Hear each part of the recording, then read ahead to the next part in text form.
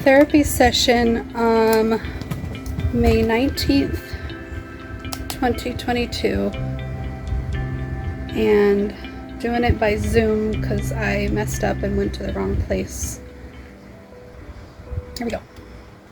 Hey. Hello. Hi. I'm good. How are you? Good. Let me do your check-in real quick. Okay. I switched you to teletherapy. Thank you. Yeah, no problem.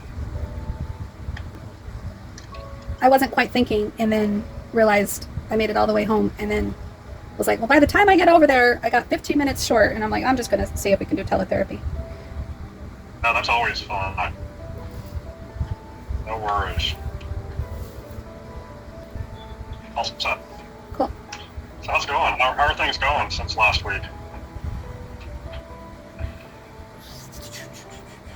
Last week was rough. That's a loaded question, huh? I have to think, is that terrible? I feel like there's a disconnect between thinking about the week and right now in this moment. So last week was the week that I met with Jem for a little while. Right. He had, you guys had that situation where he kind of diminished the idea of you being a therapist. Yeah, I don't think that was so much the biggest deal. It was more or less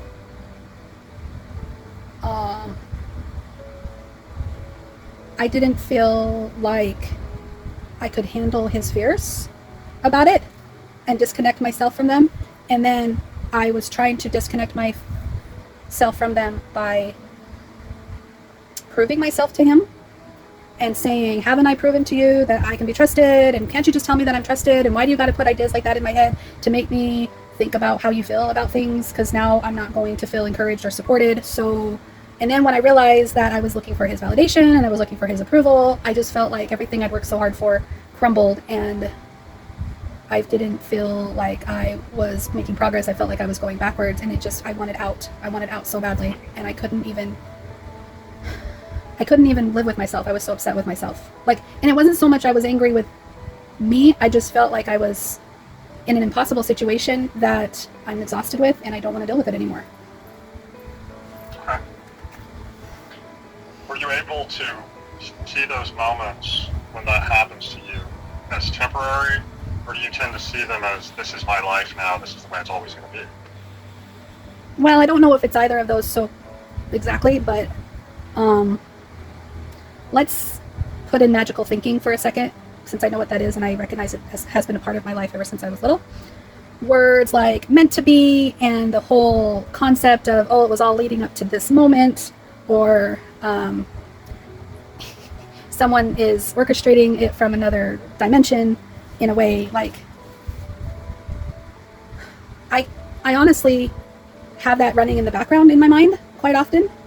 And I also have to say, with all honesty, that there's that manipulative piece that I know that if I do X, Y, and Z, he will drop it down to the level we need to be on, where I won't feel attacked. I'll feel like he'll feel sorry, he'll feel concerned, he'll feel regret and remorse, and he'll want to make this right.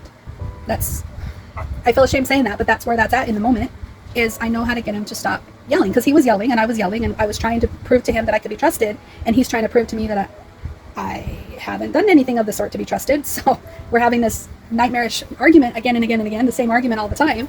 Ugh. Anyways, I've got a couple other things that came to mind as I'm remembering my week. I believe it was earlier this week that I woke up realizing that, okay, how it happened was I had a dream. I had a really weird, strange dream, and it was the kind of dream that made me think that my dad was giving me ideas for a future business adventure. And basically there was some menu involved in my dream. I looked at the menu in my dream and I saw this really poorly created menu from like a 1990s printer and the paper that my dad used to print on with his 1990s computer. And I recognized it as something my dad might create once I woke up. And I'm like, hey, I wonder if my dad was telling me to do this sort of business idea. And I started thinking in my head about how this business idea could play out. And then I got to thinking, well, you need money. And I got to thinking about my grandpa. And no, my grandpa is not interested in helping me with any business ideas, but my uncle might be. And I got to thinking about my uncle and then his son and how I saw his son at the wedding and how I felt dismissed and how I remembered something that I wrote for my grandma when I was 14 years old about how, I don't know, in basically in not so many words, in my older realizations of myself, I look back on my younger self and I see that I was the pathetic girl. My cousins probably see me that way still. I'm not taken seriously by anybody. I feel like I am the pathetic, needy, desperate girl in everybody else's eyes still. Even that's not how I see myself. But these realizations were coming to me as I'm recognizing how people treated me when I was younger and then at the wedding recently. And I didn't really put my finger on it on the day, but just this morning, a couple days ago, I was like, huh. So then I go to Google and I look at pathetic girl. And in my eyes, pathetic girl is just whiny, needy, begging for attention, willing to get the attention, whatever, black and white thinking. All those things are very, very clear on what presented when I was a teenager. But on the internet calls pathetic girl someone that's willing to sleep with anybody. And I was like, oh, realizations, like, yo, like it just dawned on me that that may not be how I see myself or how I saw myself as a teenager or even now. But if that is how I am coming off to people, super talkative, super weird and, quirky or whatever, and then got all these look at me's, listen to my stories, listen to my pictures, whatever, right? Jim has probably felt threatened by this pathetic girl because guys see pathetic girls as the one that's willing to sleep around. And I think what Google said when I saw it was one of the first things that came up. She's the girl that will not only sleep with any guy, but she'll also offer to buy his drinks and his cab ride home, and no condom, don't worry about it, just as long as you pull out, sort of like she's her standards and boundaries are so low because she thinks very low of herself. That's how guys see her. So my husband marries me on the pretense that he knew I was married. I was desperate. I was pathetic. I was looking for attention. He knows this about me. I tell him all the truths about all the times I was seeking attention from guys. That's probably a little too honest. And I don't blame him for seeing this in me still. Why he gets jealous about Facebook, why I'm posting to Facebook all the time, why he wonders what I'm going to do when I go out, when I'm going to talk to. Like, he doesn't see that my standards are high. He sees that I'm... And so then I went down more rabbit holes about, is this a form of autism? Is this a personality disorder? It's talked about borderline being like that. It talked about ADHD, people having low self-esteem and, no sense of identity or low sense of self-worth. And so I'm in this, and I came across this website for personality quizzes, and it's called crystalknows.com. Crystalknows.com will let you take a personality quiz, which I thought was kind of cool because it had my name in it.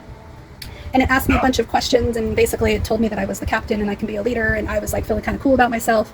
But this whole rabbit hole basically goes to show you that I didn't really have this self-awareness that I was the pathetic girl still.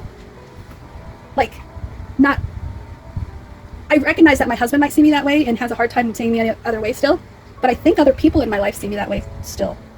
And I know that I'm more to it than that, and I don't believe that to be true about me, but that doesn't mean that's not how I'm perceived. Does that make sense? It makes sense, yeah. I've never seen you that way. Okay, well, thank you for that.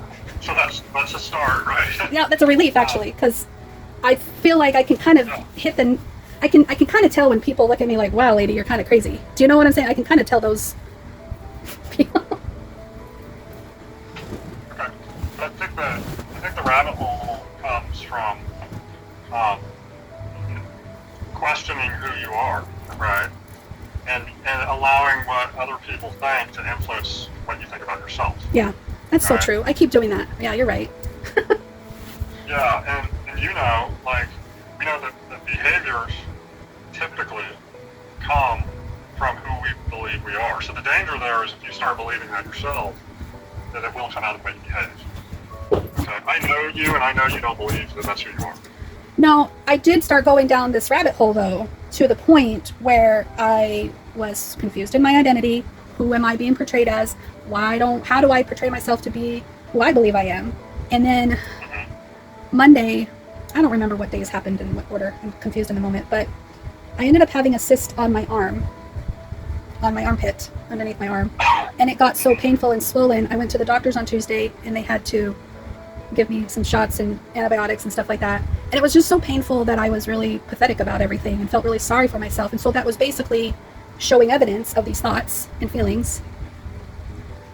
Okay, I know what happened. That happened first, and then the next morning when I woke up feeling better about my arm, I was in a better state of mind, and I was thinking of this great business idea, and then I started going down this rabbit hole about what people see me as, and because of how I've been feeling pathetic the day before, it just reinforced that belief.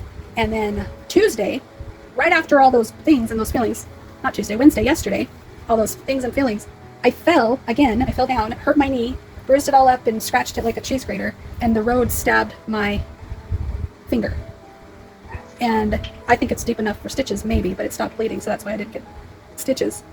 But I'm like, my whole body was hurting yesterday and everything, and so I'm feeling sorry for myself, I'm feeling pathetic. That's reinforcing that belief that I'm this pathetic girl. And then things started happening at work where I'm building my confidence again, and I'm feeling good again, and my supervisor gave me a great review and told me I exceeded expectations, and I'm getting one of the highest merit increases that had to get approved by the director, and they're just really impressed with my work despite all the troubles that I've had over the last year. So again, I think that had something to do with why they gave me such a great merit increase, is because they're, wow, look at all these things that she's had to endure over the last year that we know about anyway, and she's still kicking butt and being awesome at work, you know? So that made me feel good enough to get to the point where Wednesday was okay. Yesterday I went and got my 1-year chip from Coda. I was really proud of that. Yeah, because it was 1 year ago yesterday that I started. Jim came with me, but because he was with me, I started to feel insecure in him being there, and if, like, I need to make decisions on my own, I need to be able to do things on my own. I don't like that he's here with me. I don't know how to tell him politely not to come because he'll be butthurt, or try to have an honest conversation in the car. I'm stuttering and speaking very child and small like in my Coda group, and insecure like, and I felt like Jim was upset that I was sitting next to a man. Like, I was going right back into that old thinking, and it kind of shook me like, ah! So anyways, me and Jim had more good conversations on the way home about, you know, speaking honestly and everything, and I had a better day at work today. So again, I'm right back into okay now. So that's why when you ask me how have I been, I'm like, oh I've had a rough week, but I don't want to think about the rough stuff when I'm feeling good, you know? Sure.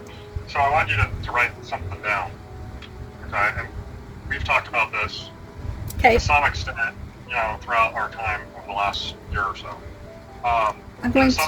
It's a mantra that I think would be helpful for you to remember with all this. Yes, I'm going to text it, so that's why you probably can't see my face, because I don't have anything to write. Okay. That's okay. So don't let your behaviors influence your beliefs. Let your beliefs influence your behaviors.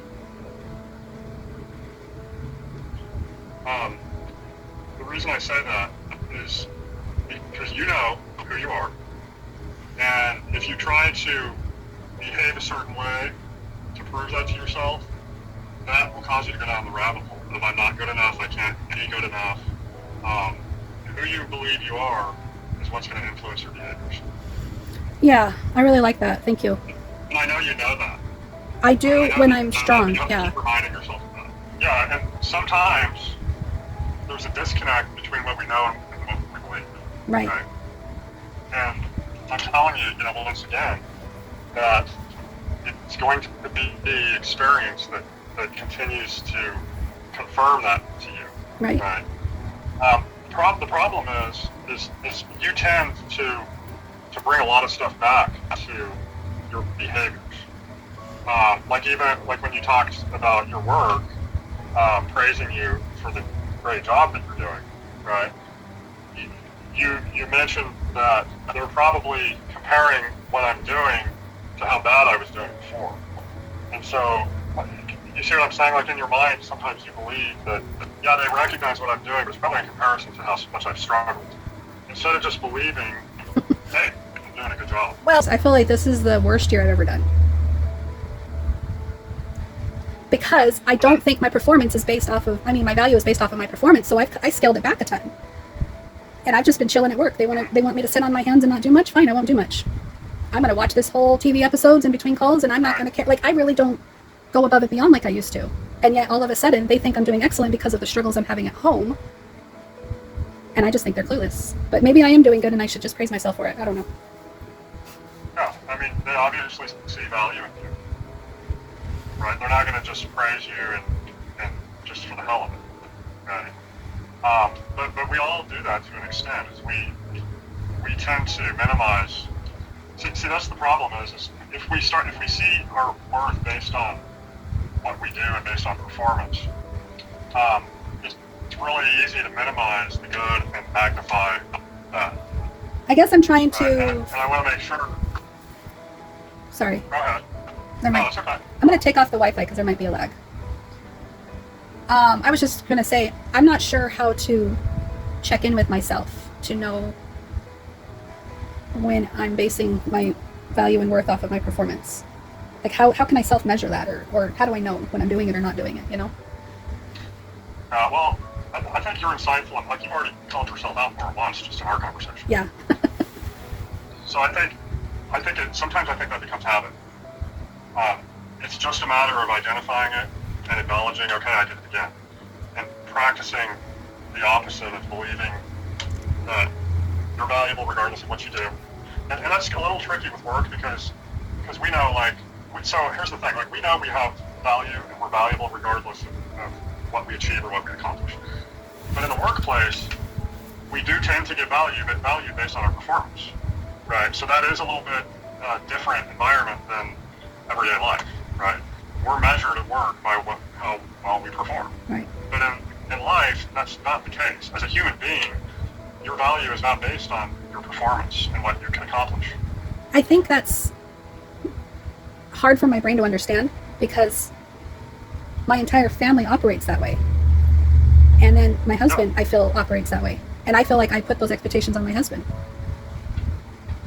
I don't think it's true. I'm trying to believe, I believe in what you're saying, but I'm having a hard time wrapping my head around the evidence of it. I understand. Well, so part of that is it's ingrained in you to believe that your value is based on how well you do and how good of a person you are. Right. That's part of the religion you were raised in. It's part of the religion I was raised in. The Mormon Church, and I was raised in a legalistic kind of Christian legalism, right?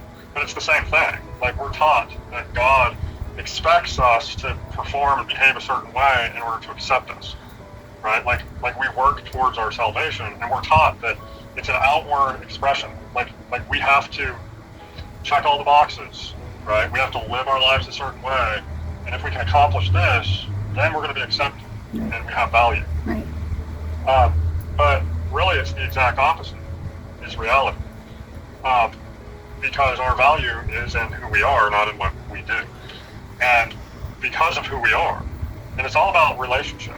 If we have a positive relationship with ourselves and believe in who we are, the behaviors fall in line with it. Right. But you and I, it's ingrained in us to believe the opposite of that. Do you think that the way we were raised? The displacement that I've been feeling over the last several months, not knowing if I'm this independent crystal that's leaving her husband or if I'm the whatever wife that's sticking it out, this back and forthness has caused such a jello-like foundation in my identity that I guess I'm still basing it off of my performance. Is my identity based on my performance? It's not. I know that it's not, but that's kind of what I just said, right? I gave myself my two choices of who I should be. No, so what that is it's, once again, it's a disconnect from between what we know and what we believe, mm-hmm. right? You have everything you need up here. And I've told you this over and over and over, you're extremely intelligent, you're extremely insightful, you get it, and you know so much about the mind and about the way people think, and you have all of that in your head, but you struggle with this head knowledge being heart knowledge. It's a difference between knowing and believing. Yeah. Right. And so, an example of that is, we all know we're going to die someday. Mm-hmm. Okay. If you were to ask anyone or tell anyone, you know that someday you're going to die, they're going to say, yeah, I know. We all know it. But none of us really believe it. And we won't believe it until we experience something in life that confirms that to us. Wow, life is short. Right. Yeah, that's possible. I do believe that. Right. Right. So you can know you're going to die, and this may sound a little morbid, but if someone were to come up to you and hold a gun to your head, now you believe that it's possible. Right. So it's experience that brings us these epiphanies that cause us to believe it. Okay. No, sorry. You were in the middle of a sentence. You get what I'm saying, though? I do. Yeah. It's not a matter of me telling you, hey, you matter and you have value regardless of what you do, because you know that. Mm-hmm. And all that's going to do is confirm what you already know. But it's not going to do anything to change knowledge into belief, right? It has to be some sort of experience that changes that. The problem is when we have this vast amount of knowledge. That's a head thing, right? So we tend to isolate ourselves from the real present experience moments that's going to confirm what we know into what we believe. So from my perspective, I think it's getting out of your head and getting into the present moment and just being who you are and allowing who you are to bloom and blossom and experience things that are going to confirm that, right? To that knowledge into real belief. I hear what you're saying. That's not something that can be done in therapy. All I can do Right. is try to put you in a position to where you're opening yourself up to belief instead of just knowledge. Right. I have a couple of examples that come to mind as you're explaining. Okay. So I'll start with the easy one. Yesterday, a cashier asked me to sit with her in the vault while she balanced her drawer. It has to be a 2-person thing. And I've done it before, but I haven't done it often enough to feel fluent at it or to feel confident in which steps are next or what to do. Like I can't read her mind or anticipate the next move. And we're working, she's telling me what to do, everything's fine. A third person comes into the vault and she could have just left. But at that moment, I volunteered to count pennies. I didn't have to, but she was going to count the pennies anyway. I figured I'd do something. I was not doing really anything at that moment. And I got mixed up between 38 cents and 48 cents. Like I hesitated far too long on it. That when I admitted it, they said, okay, Crystal, that's fine. 48 cents, yeah, we got it. The third person probably gave the first person a look and said, the second person said, Crystal, Kelsey's just going to finish up for you. Is that okay? And I go, that's totally fine. I recognize I'm not the expert. I haven't had enough practice in here. I'm just slowing you down. And they laughed or something like that. And I didn't feel like they were laughing at me, but they definitely were kind of laughing at me. And I didn't take it personal. I said, thank you. You've been a great audience. I'll be here all week or something like that. And I started leaving and whatever. And it was just maybe 20 minutes before that when I first sat down, feeling insecure about what she's asking me to do. I just started singing and just being goofy. And I started saying, I don't know what I'm doing, but I'm going to do it anyway. And she kind of chuckled. And she says, I love that about you, Crystal. You're just always singing and happy and just doing your best. And I go, yeah, you think so? Okay, cool. So I was embracing that moment of being insecure, not knowing what I was doing, recognizing that I'm just the one that's slowing them down right now. But I filled in for a moment when they needed me. And that's cool. And I walked away. I can't tell you how good it feels to be around people that accept me for who I am, because I don't feel like I get that a whole lot with Jim or anybody else really. And it's evident to me over the years of working there that Jim's rigidity and his expectations and his insecurities has not been a healthy environment for me because I flourish at work. Like it's been evident to me that that's a healthier situation for me. So that's one example. That's a great example. Yeah. And I'll do little songs and ditties like that in front of Jim or at the grocery store. I've done a heck of a lot more in these last couple of years than I ever dared to before. And I don't always get it well received. I actually get bullied on by all three of them. My son and my daughter and my husband don't like me singing and stuff. So it's kind of hard for me to be myself when I don't feel accepted. And, it feels like I have to water myself down to be accepted in their presence. Sure. Yeah, I know you do. I know you feel that way. So the other example I was going to mention was I went to dinner with my mom on Monday. She finally took me out for my birthday dinner, even though my birthday was almost a month ago. And she wanted to take me out to Cave Creek. And it was kind of sort of last minute, but not exactly. And Jim had some issues with the day we chose, what time we were going, how far away it was, where are you going? I didn't have the name. When are you going to be back? Now, when I say he has issues, this is the part that I recognize I'm not always clear about when I say that. I can see it on his face. I can sense it in his tone. I can sense it in his body language. I could see the scowl, but his behaviors were fine. So there was no, you can't go. There was none of that. I didn't ask permission. All I said was, this is what I'm doing. I'm kind of excited to find out where we're going. I've never been there before. I'm excited to have this dinner with my mom. It's about time. It's well deserved. And I just kept owning it in that moment. So even though I knew I could see some issues that he was having, I didn't play into them or attach myself to them. I just kept going with my sense of self. So I was proud of myself for that. And everything was fine. I didn't get punished or anything when I got home. He asked me some questions, and I knew he would. And if we're really going to be healthy, then, people would ask questions. Where'd you go? What'd you eat? Yeah, we were the only 2 people at the wine bar that didn't drink wine. I didn't know it was going to be a wine bar, and neither did my mom. So let me ask you a question. Yeah.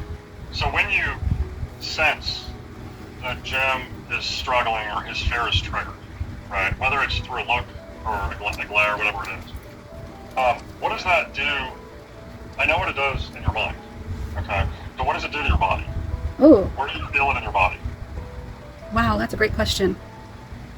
Because think about this, Crystal. We're talking about the difference between head and heart, okay? So you can know something in your head, but the brain influences and triggers the body, either good or bad. Yeah. Okay? And that has everything to do with the difference between knowing something and believing something. That's an experience when your body is influenced by your mind. I notice a lot of times I feel shaky throughout my whole body. There might be tension in my neck, or I haven't gotten stomach pain in a long time. I usually get hungry. I notice I get hungry. Jim and I have talked a lot about how often I'm getting hungry, and it's not even time for me to be hungry.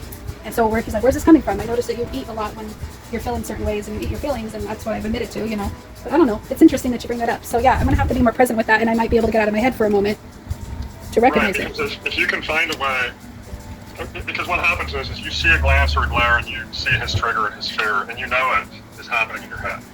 All right?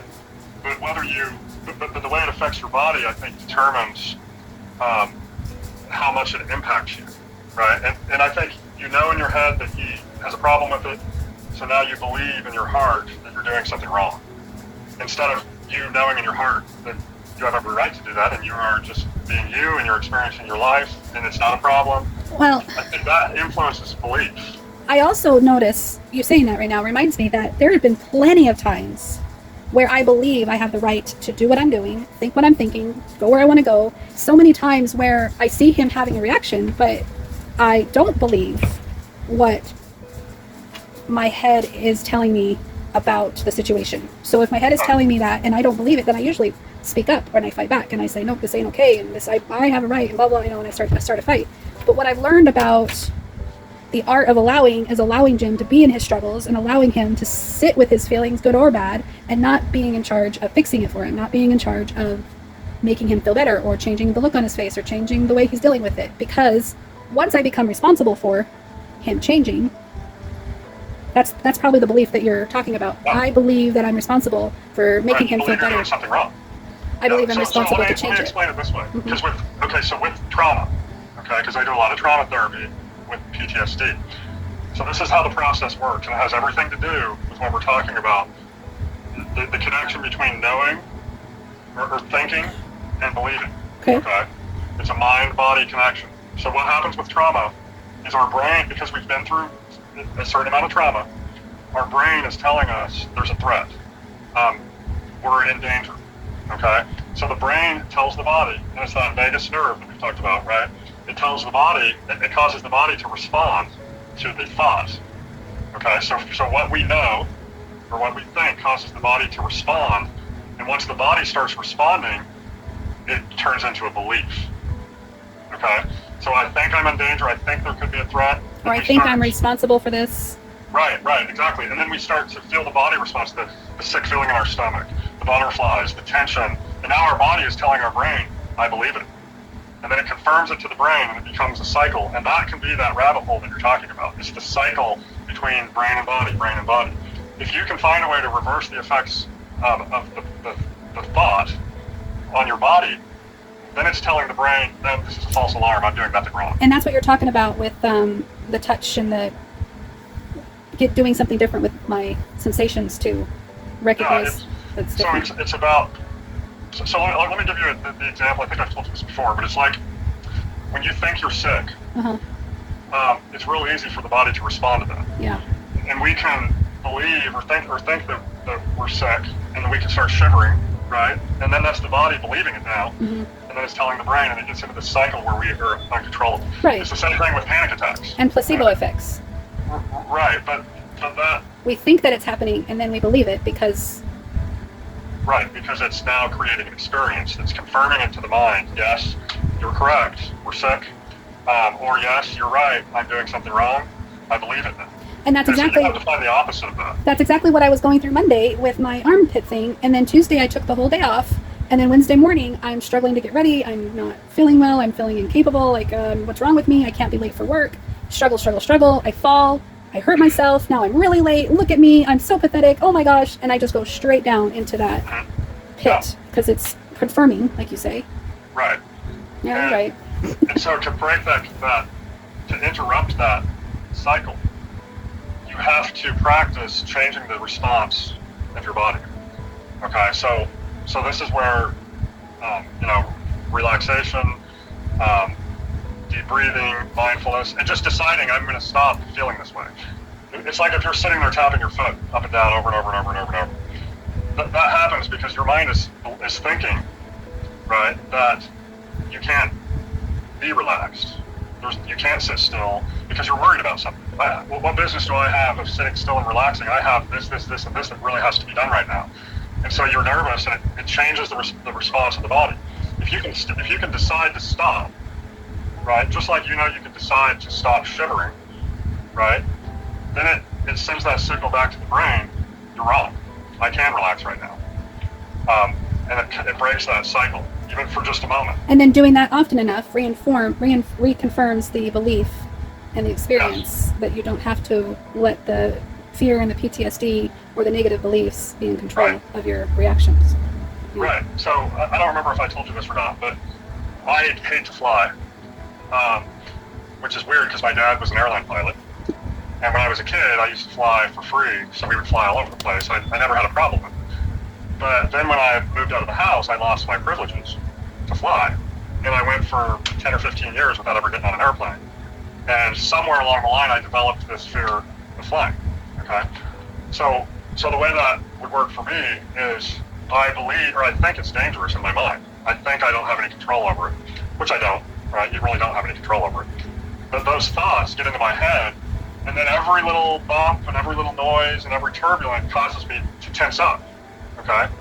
Once I start tensing up, now I believe that there's a problem and something's going to happen. Like I convinced myself that we're going down, right? So now keep in mind, there's a difference between thinking that it's dangerous, thinking that it's completely out of control, and thinking that it's unsafe, and now believing that we're going down, okay? It's the response of the body that creates the belief. It's the experience of the turbulence that causes me now to believe it instead of just think it. And so you rationalize and you talk yourself down. Well, here's what I do, is when the plane bumps, I don't allow myself to tense up. I pretend like I don't care. So I practice just sitting there relaxed and calm, even when it bumps. Because if I can't control it either way, why am I fighting? Right. So by calming down and relaxing and just sitting there like I don't give a shit if the plane crashes, what it does is it changes my belief. And now I'm okay, right? And I understand, like, that's not an easy process. No, and it does start with changing the response of the body. I absolutely love that example. You've just totally hit it in so many ways. Like, I relate a lot to what you were just saying. Because when Jim was getting angry, I can't say he was, when I sensed that he was getting angry at the CODA meeting last night because I was sitting next to some guy, or he was sitting in the wrong spot, like, whatever I was thinking he was thinking, something told me to just not look at him. Stop looking at him, Crystal. Stay present. But then when any man was speaking and sharing his share in the group, I just stared at the table. And I wasn't engaging. And I'm like, would you be doing this if he was here? No, I wouldn't. I'd be looking. Well, then go look, Crystal. It's okay to look at someone when they're speaking. You don't need to stare at the table. So I forced myself to look. It's okay. He's okay. Don't look at Jim. Don't look at Jim. He's okay. He's a big boy. If he has any issues with this, he'll deal with them in therapy. This is not mine to fix. This is not mine to control my eyeballs in this moment. You're just responding to a PTSD. So I muddled through that in a very similar way, pushing myself to have a different reaction despite what I felt like I was supposed to do.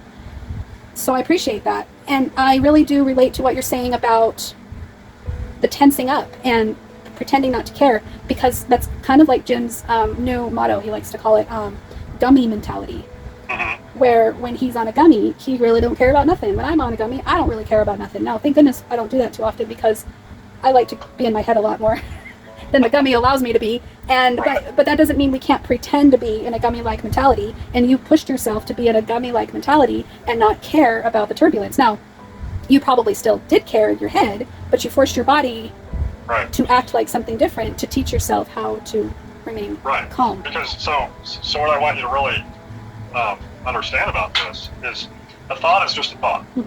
Okay, we can think, we can have knowledge about something, in our head. When it starts to impact the body, that is an experience. Now we're experiencing what we're thinking. It's the experience that confirms the belief. It changes just a thought into a belief. It takes it from the head and moves it now to the heart, right, for lack of a better term, right? it's not head knowledge anymore. Now it's a heart belief. Okay, I don't want to doubt Okay. myself too much, but I'm going to ask you your opinion here.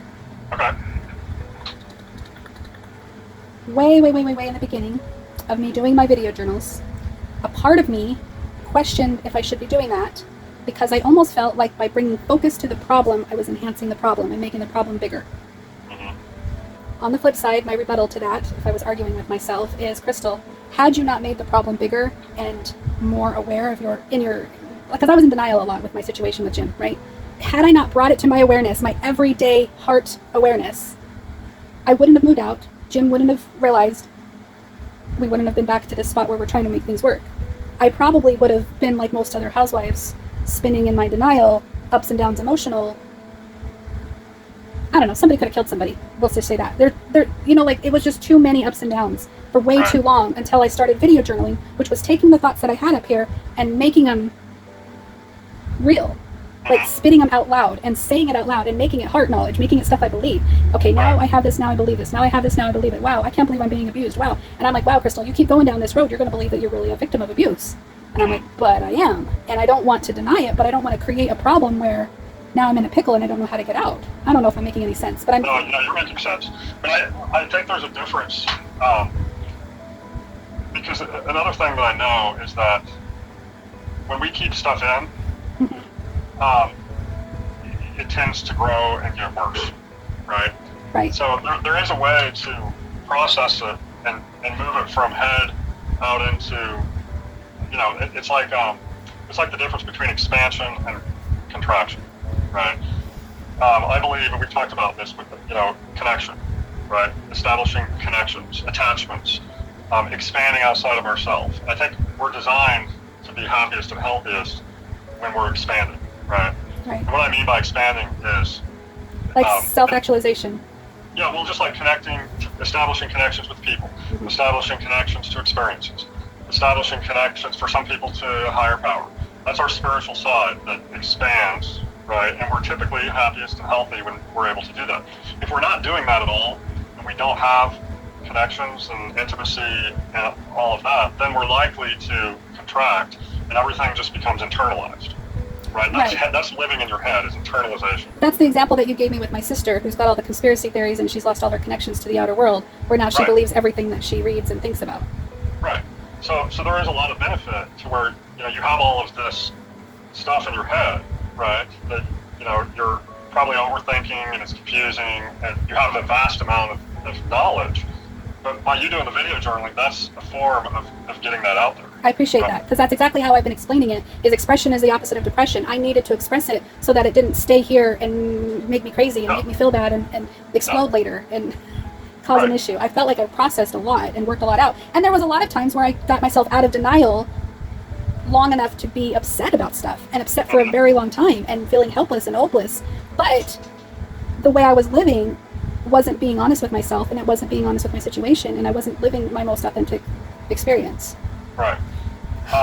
But like when we keep things inside, they tend to grow. When we expose them, then they tend to find a way to resolve themselves. Or if it's something negative, it's like the whole seed, illustration. When you bury a seed, it's going to grow. If you expose it to the light, it's going to die. Think about this. So I did this sexual awareness training recently. And it's interesting because, they talk a lot about sexual predators, right? When a child is molested, all right, their first instinct is to internalize it, keep it hidden, don't tell anyone. And that internalization starts creating these beliefs of, it's my fault, I could have done something different, I'm the only one this is happening to, nobody would understand. And that causes those feelings, those thoughts to turn into beliefs because it's all internal, right? And there could be, in many cases, there are multiple children who have been molested by the same person. And all of them, there could be 15, 20, 30 of them that are all internalized, keeping it to themselves, choosing not to expose it. So it's an inward vacuum that causes all of these feelings and shame and guilt. But what's interesting is that as soon as one person comes out and says, hey, this happened to me, this person violated me, then all of the others too start coming out. And that's where healing starts to happen, is when you start to realize I'm not the only one. this person did this to other people. Right. So it's that outward expression that can bring healing. Okay. And I agree with that. We're either going to express or we're going to internalize. I relate to that with like the 12-step groups.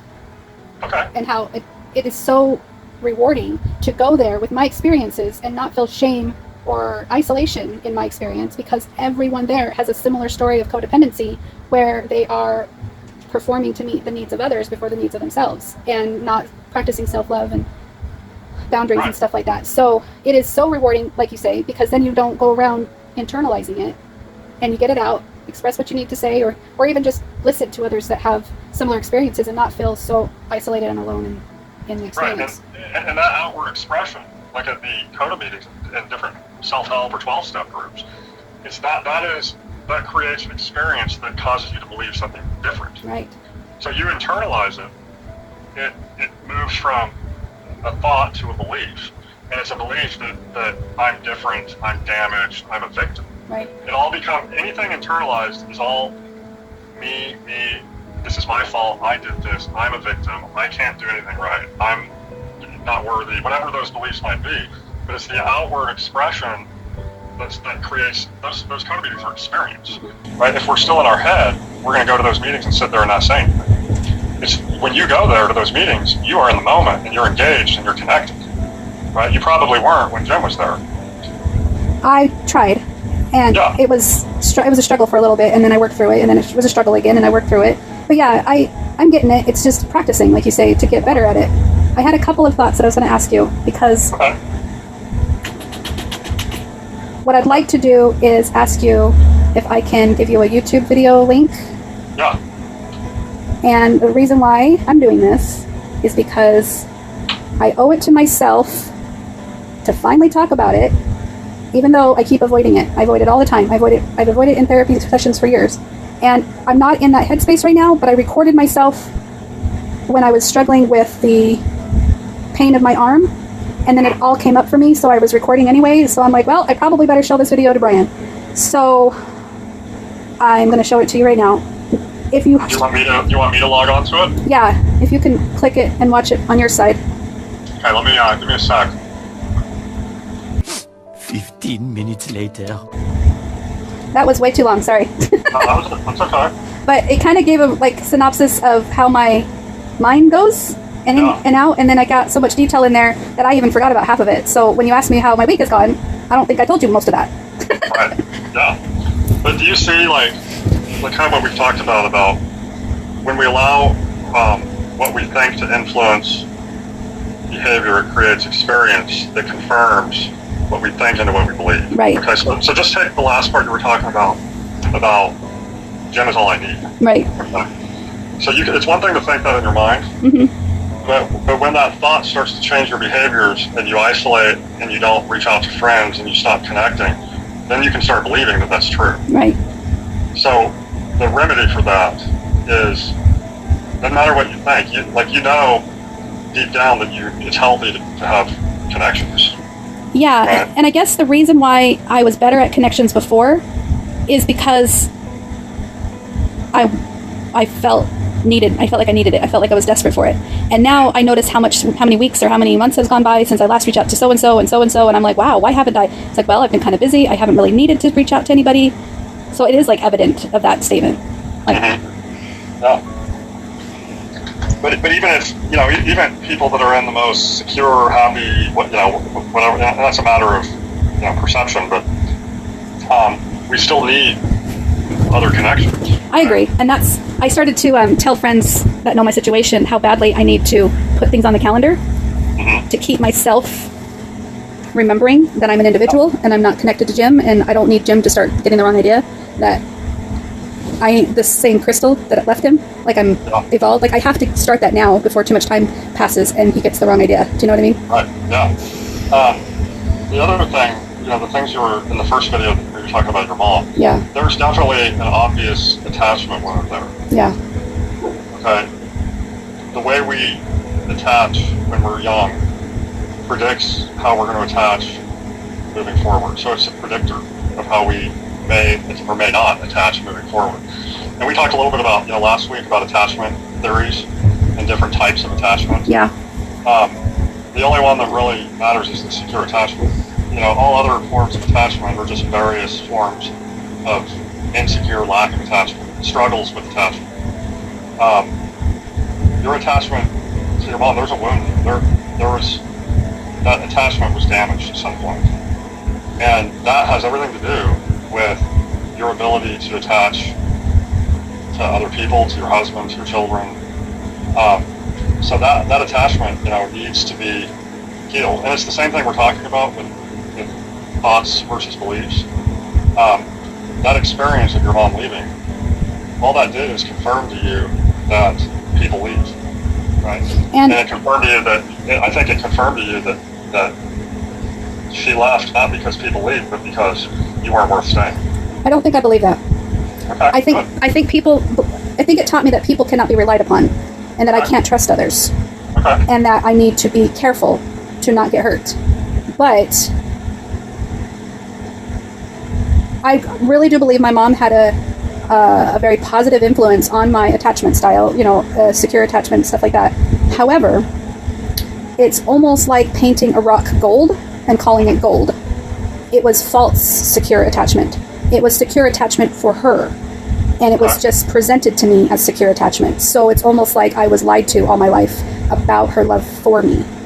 It's like fool's gold. It is. It's like fool's gold. She loved me because it made her feel like somebody of worthiness and purpose. And unless I'm loving her and doting on her and making her feel good about her, I don't get love from her.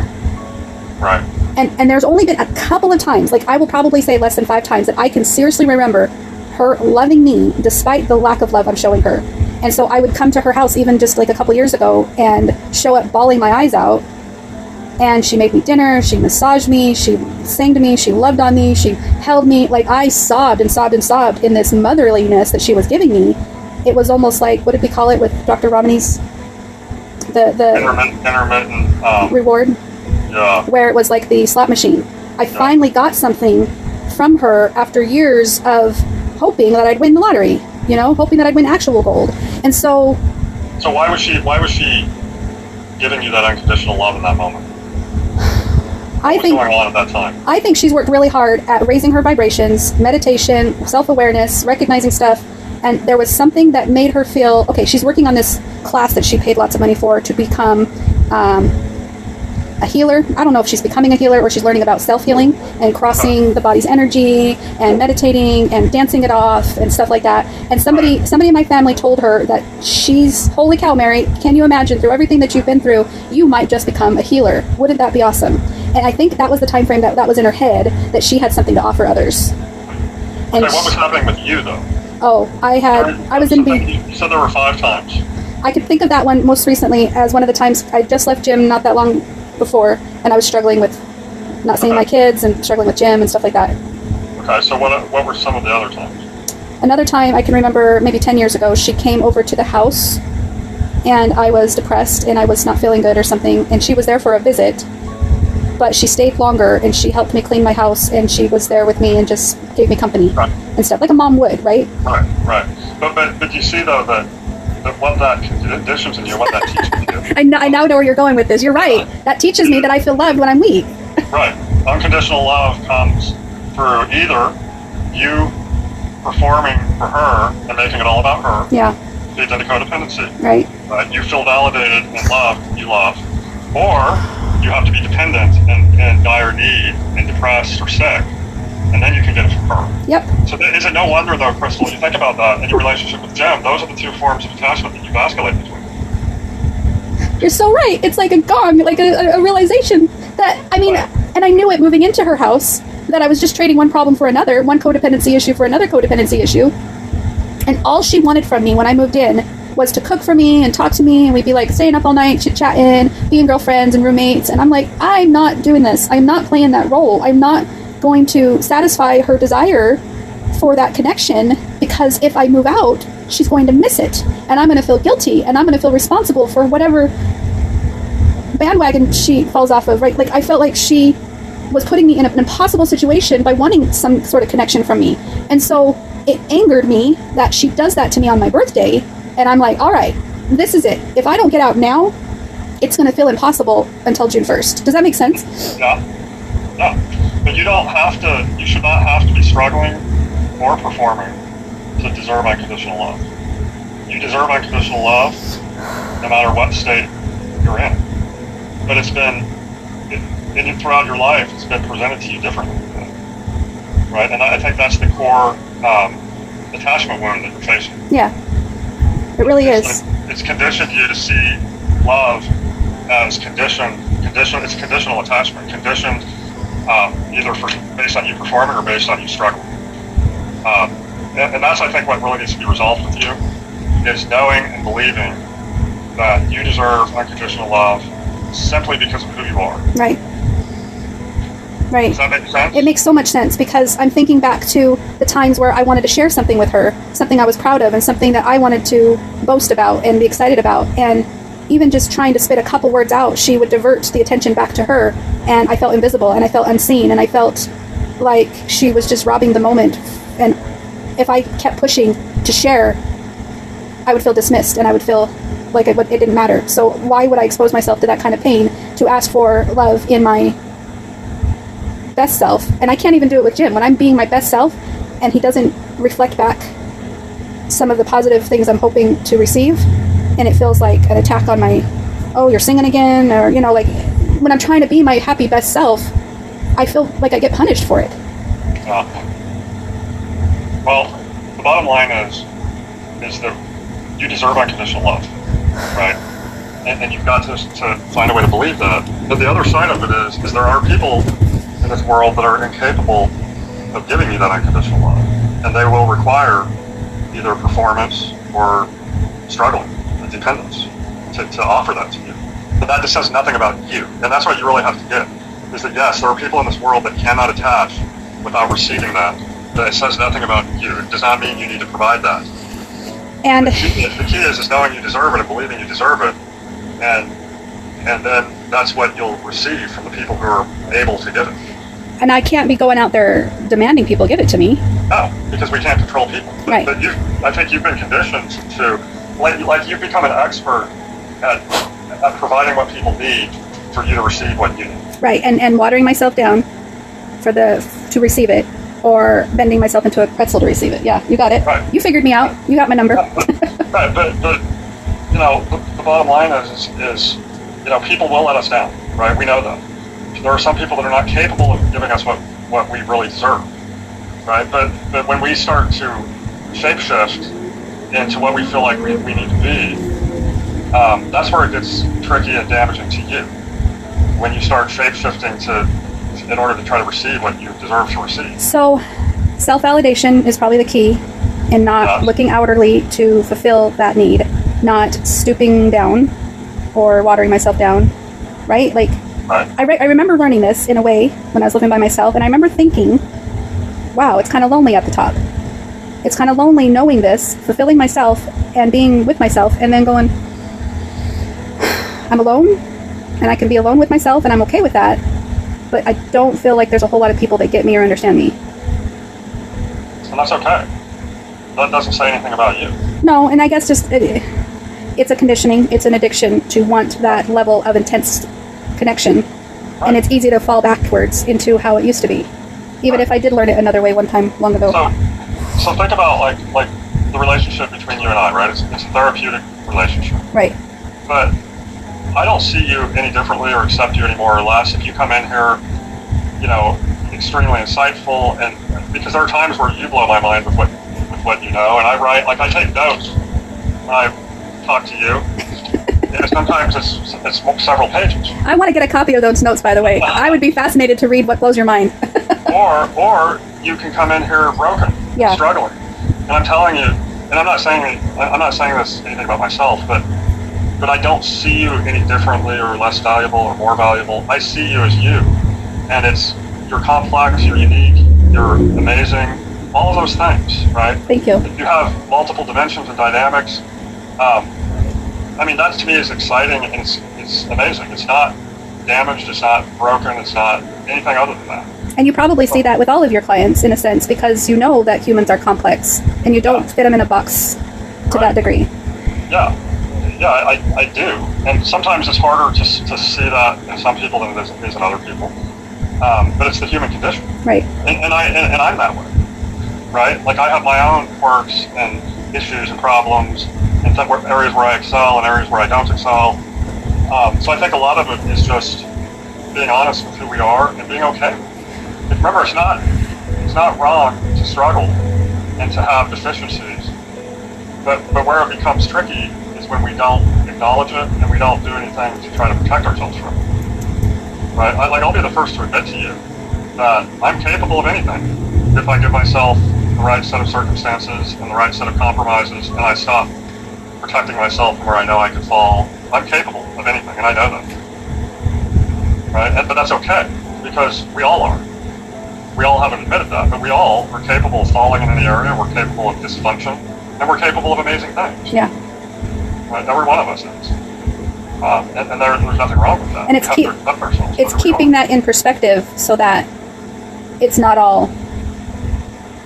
I need to practice behaving in a way that aligns with my beliefs instead of allowing thoughts to interfere with my behavior. Right. I gotcha. I appreciate the mantra too. That was helpful. All right. Good to see you. Thank you. I appreciate it. You're welcome. Have a great week. You too. Thanks. Bye. Wow, that was a good session. Wow.